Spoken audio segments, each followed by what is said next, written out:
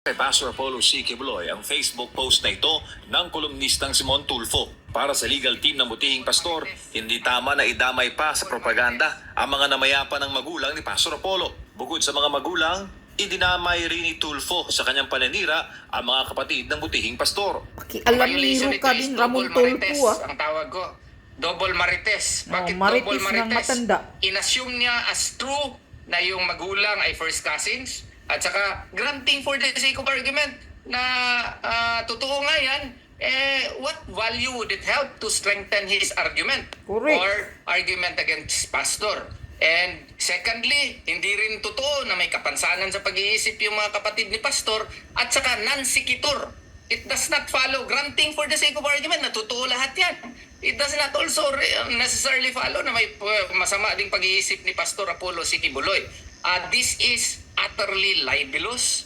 Kinwestiyon naman ng legal team ang kredibilidad ni Tulfo yan. na nakasuhan at naaresto na rin dahil sa cyber libel. Yun Sa pala kampo, palalampasin muna nila ang Facebook post ni Tulfo bilang pagkonsidera sa edad nito. Tuluyan Pero yun kung na. talagang isusulat pa nito sa dyaryo ang paninira, tinitiyak ng kampo ni Pastor Apollo na dadami pa ang kasong kakaharapin nito. Huwag naman damanin yung parents niya, saka Kaya mga nga. kapatid niya. And let's keep the level sana of discussion respectable. Let us agree to disagree, but let us not destroy the character or reputation of our fellow men. Oras po ba na maisulat ito sa kanyang abante column? Tapos ay lathala. Siya pala ang Maglalapsa po ba abante. yung compassionate at talagang Sa kanya pala, nakasuhan Ramon na ito, Tulfo. Si Ramon Tulfo. There is a strong probability sinungaling. that Pastor Apollo C. Quiboloy will instruct me or through his leaders, they will instruct me to file cyber libel cases. Maganda rin yan kay para magkikita rin kami sa korte at makita natin yung galing niya at talino niya doon sa korte. Nasa Correct. 7 milyon ang kasapi ng Kingdom of Jesus Christ 7 sa buong Pilipinas at million buong ang mundo. member ni Lahat handang kasuhan Pastor. si Mon Tulfo sa iba't ibang korte sa buong bansa dahil sa kanyang paninira kay Pastor Apollo. Mataas ang paggalang ng mga kasapi ng KOJC sa butihing pastor at hindi nila matatagap ang pagyurak ni Duman sa kredibilidad at pangalan nito. Samantala, sinasabi ni Tulfo na meron siyang source sa mga paninira kay Pastor Apollo, isang babaeng source na hindi niya pinangalanan. Mabala naman ang kampo sa sinasabing source. Meron kami duda kung sino ito. Baka nga si Blanda Portugal na naman ito or itong mga ibang mga baka nga lang, pwede rin ako mali, no? Pero yung mga source naman, siguraduhin nyo naman na totoo yung mga sinasabi ninyo. Pinalaan rin ng kampo ang mga libelous at incriminating na comment doon sa Post Facebook ni post Ramon ni Tulfo. Tulfo. Lalo na't hindi absolute ang freedom of expression Yes. at may hangganan ang paninirang puri.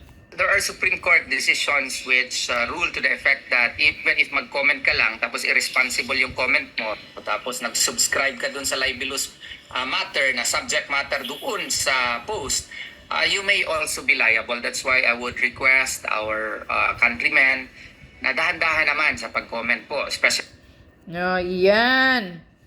Ramon Tulfo. Hindi po maganda yung pagpaninira mo kay Pastor Quiboloy. Halatado na po, matanda, yung pagkasipsip nyo sa Marcos. Alam na ng taong bayan yan, nakikita ng mga Tulfo sipsip na kay Marcos. Wag mo naman sirain yung parents ni Pastor. Wala ka naman, ano bang pakialam mo doon? Kung ikaw, halimbawa, idadamay, sisirain yung nanay mo, tatay mo. Masaya ka ba? Siyempre, magagalit ka. Bakit? Bakit mo sisiraan ang parents? Hindi naman kasali yun sa usapin. Kung ano man ang problema ni Pastor Quiboloy, kung ano man yung mga kaso na pinagbibintang sa kanya, wala ka nang pakialam dyan. Ano bang pakialam mo? Ramon Tulfo, bakit? Humihingi ba sa iyo ng pera si Pastor Quiboloy? Huwag nyo nang dagdagan. Halata na kasi ang pagkasipsip ninyo sa mga Marcos At yung abante pala. Sa iyo pala yung abante na nagsasabi doon na nabasa namin sa article na nilangaw yung maisog rally. Sa iyo ba yon, Ramon Tulfo, yung abante? Abaw, fake news ka din Nakakatawa ka, matanda ka na, wala ka pa rin pinagkatandaan.